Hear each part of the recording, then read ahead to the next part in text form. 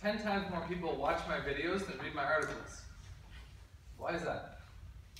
Visual signaling is much more effective than words. They think it's much more effective. Yeah, I mean, a lot of people, they're trained to watch it and see it, as opposed to listen or read it and picture it in their mind. So I would say that visual stimuli is better, but sometimes it's overrated. I think that training your mind how to picture it and imagine it is very, very, very, very critical. And here's why. When I'm coaching you at the next tournament, you were up 9-5 in the first game, you just lost 11-9, I'm going to describe to you a couple things that happened during the game, and I'm going to say, here's how I want you to tactically play a little bit different. I want you to be able to receive here, and I want most of your third ball attacks to go there, and during the rally, look for the opportunity to go there. I can't pull out my tablet and show you a video demonstration of me doing it. When I talk to you, you've got to be able to picture it in your head. So I agree that the videos are better, but the articles are underrated. A lot of times people, they don't want to actually think through, like, what in the world is Samson talking about? Okay, he just lost that a second paragraph. I really have to think through this. They want me to actually show, okay, now watch Chance do it, and then just sit back and be like, oh yeah, okay, I see what he's talking about. Okay. Same thing out there. Sometimes when I go from table to table, I can demonstrate it, but it takes a while. If I give you just in words a description of here's what I want you to do, you've got to be able to picture yourself doing it. Okay? So I'm going to give you a few scenarios. You can choose to close your eyes and imagine it. You can keep your eyes open, but I'm not going to demo it for you. It's almost going to be like you're playing in a tournament and this is what I tell you to do. All right? But before we start, there's one thing I want to address. Patterns. Should you use patterns, or should you hit to specific places on the table, or should it just kind of be random? Should you try to target this spot, and this spot, and this spot, or should you just hit anywhere? I'm going to say both. Oftentimes, it's good to have good placement, but there are certain spots that are ideal. Should you play a specific pattern, a sight spin serve to this location, opening to the middle and follow up to the wide forehand, should you use that? Absolutely, if it's working. If you're up 6-0 in the first game and it's working, keep doing it. The other guy, he's the one that's got to get out of the predicament. But obviously, if it was working 6-0 and now you keep using it, and next thing you know it's like 6-5, okay, maybe you need to change up because you've been way too predictable. Right? So everybody has patterns that they commonly use, but it's important for you to know what patterns you have, and it's important to break outside of those patterns. Do you mind if I put you on the spot, Blake? Why not? Okay. I love picking on Blake. He's a good friend. So Blake and I used to do a drill quite frequently. Backhand cross, backhand down the line, forehand cross, forehand down the line. I would block and he would loop. Picture that in your mind. Backhand cross, backhand down the line, forehand cross, forehand down the line. And then I was watching him play at league, and I'm like, Blake, you are way too predictable. Because he would open his backhand cross almost every time, the opponent would block, and automatically he would loop his backhand down the line, and then the opponent would counter loop. And it didn't work, right? And then the next point, the opponent would push to the backhand, he would loop cross, the opponent would block to his backhand, he'd loop down the line, and the opponent would counter loop again. He didn't even realize that that was a pattern that he had developed. So having patterns is good if it works, but you've got to realize, hey, these patterns could work against me if my opponent realizes what I'm doing, or they could work in my favor if this is putting my opponent in a rut. Does that make sense? So you've got to be able to understand how you commonly play, but you've got to be able to break out of those patterns as well. So I'm going to give you 6 scenarios. These are some common patterns that oftentimes work. And there's literally hundreds of these, but I'm going to give you 6. You can close your eyes or open your eyes, just try to imagine it. After serving short backspin to the middle or forehand, if your opponent uses a short push, then he will often have difficulty covering the sharp angle push off the backhand side of the table. Anybody need me to repeat that?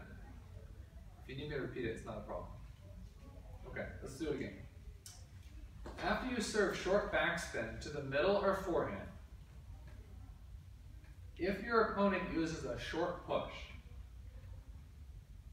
then he will often have difficulty covering a sharp angle push off the backhand side of the table.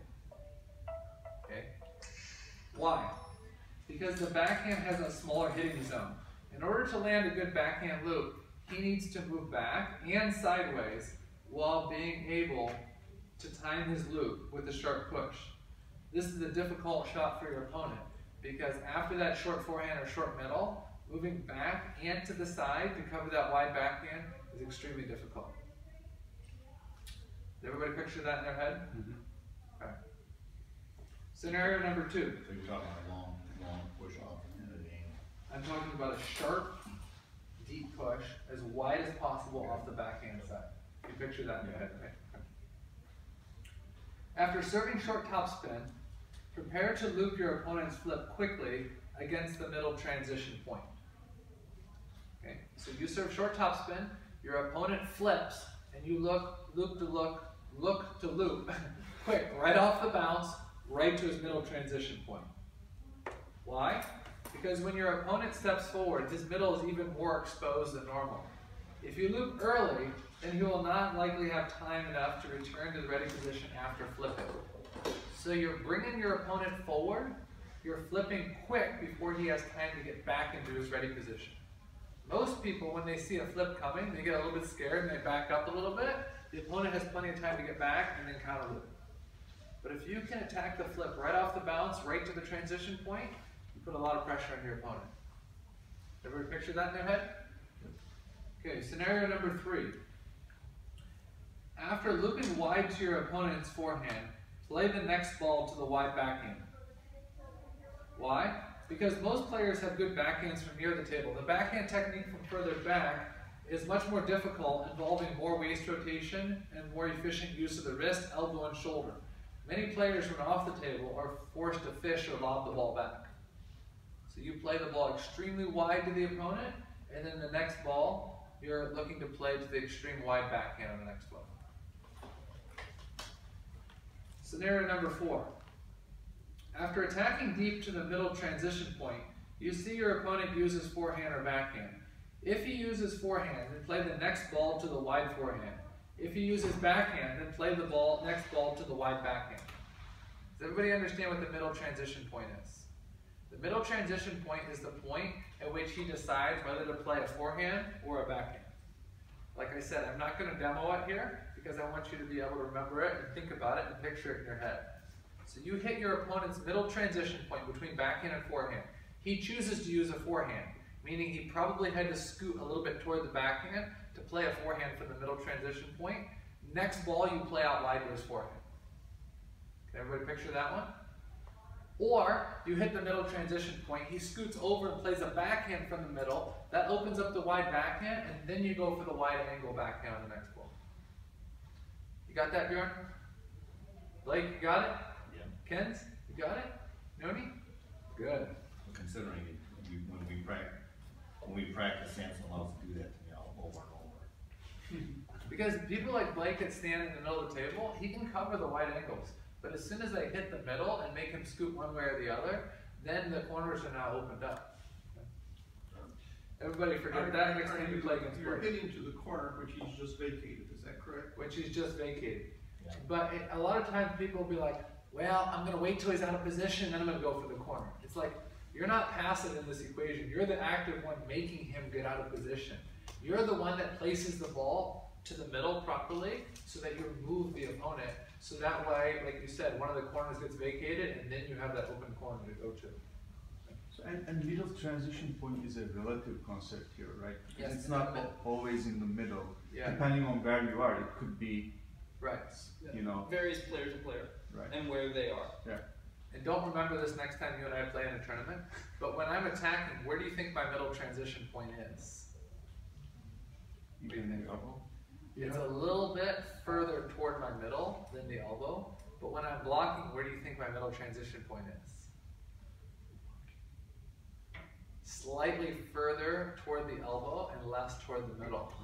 So in terms of percentages, when I'm blocking, usually I'm playing 50 to 60% backhand when I'm blocking. When I'm attacking, usually I'm playing 50 to 60% forehand when I'm attacking. Okay?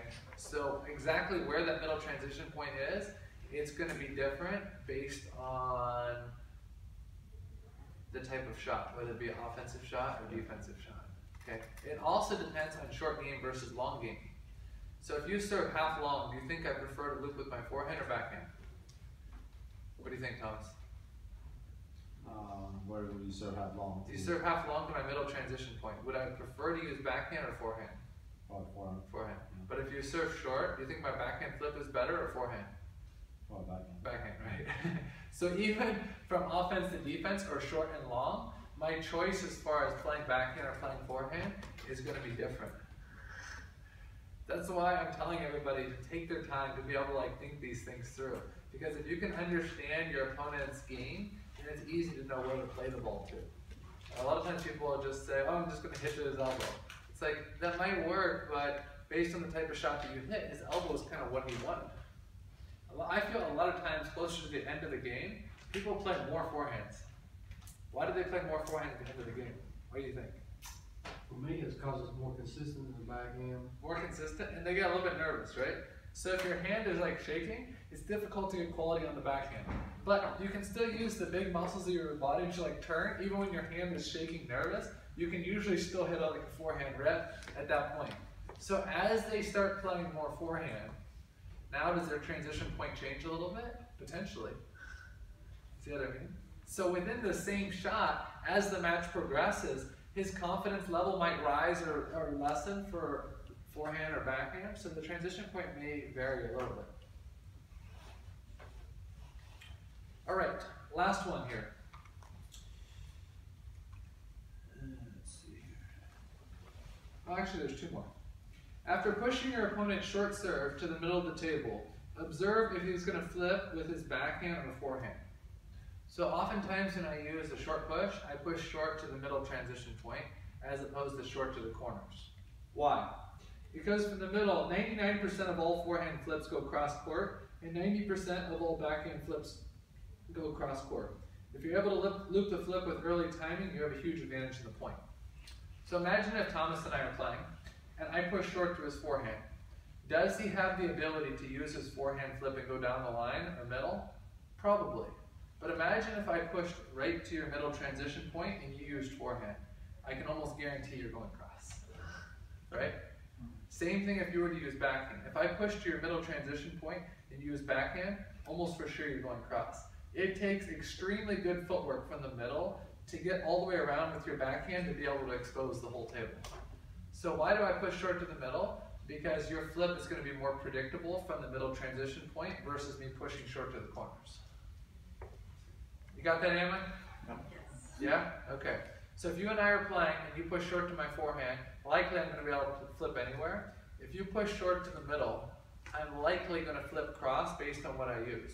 But what's the main thing that you've got to watch out for if I'm using forehand or backhand? Okay? So you push short to my middle. Where am I going to flip to? Cross court. Yes, but where's cross court? It depends if I use my forehand or backhand. Does that make sense? Yeah. So push short to the middle, and then don't jump there or don't jump there. Watch to see if I'm using my forehand. Push short to the middle. If I'm using forehand flip, it's almost always going to your forehand, 99%. If I use backhand flip, most likely, 90%, it's going to your backhand. But a lot of people, they think of a serve, or they think of a return in terms of, I want to win the point with this return. Did you guys see that video of the Japanese guy pushing this week? It was like a viral video. You saw that? His push is amazing. A lot of times people are like, I want that push because I can beat everybody in the club. But they oftentimes don't think of how does that push link with the next shot. So the scenario I'm describing here is, how does that particular drop shot relate to the next shot? If you're able to place the ball properly on that one, you can easily predict where they're flipping to. A lot of people are afraid of the flip.